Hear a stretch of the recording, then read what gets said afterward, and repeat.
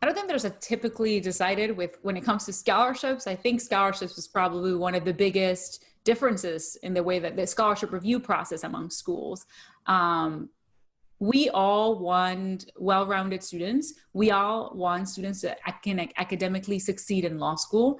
And the undergraduate GPA, the LSAT, the letters of recommendation, those three are all factors that basically are considered by most schools in terms of what goes to whether a student is academically fit to succeed in law school. So when looking at scholarships, we're also looking at those factors, and those are also the factors to an extent that gives us apples to apples comparison that are not the subjective factors.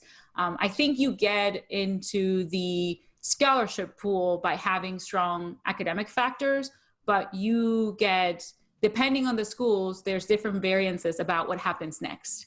And at Miami Law, certainly we want students to have strong academic credentials when we're reviewing scholarship applications, but what gets you from having a scholarship and not having a scholarship, there's everything else that comes into it. And whether you are someone who, and what you bring to the law school in terms of your experiences, and somebody who's well-rounded, and somebody who has all kinds of experiences, that those are all become factors in the scholarship selection process, aside from the academic factors. There's tons of students in the country that have, 158 or higher. So how do you differentiate among them? Okay, you can add the GPA. There's a ton of students that have like 3.4 or higher in the country. And I'm using kind of random measures in terms of the GPA. But to an extent, what happens next is that the evaluation process of the experience and what you bring to the table. And I think that's where there's the misunderstanding about what that means. Is it more things on the resume, more activities, more internships?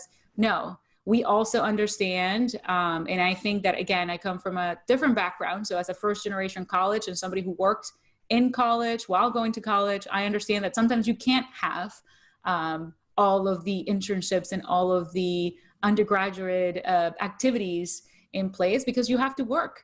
And we get that. And I think there's a lot of admissions officers that are first generation college that understand that generally. And so that's where the whole idea of adding more to your resume doesn't really help you necessarily. Do we want students that are well-rounded? Sure. But again, that's not necessarily equate with more activities.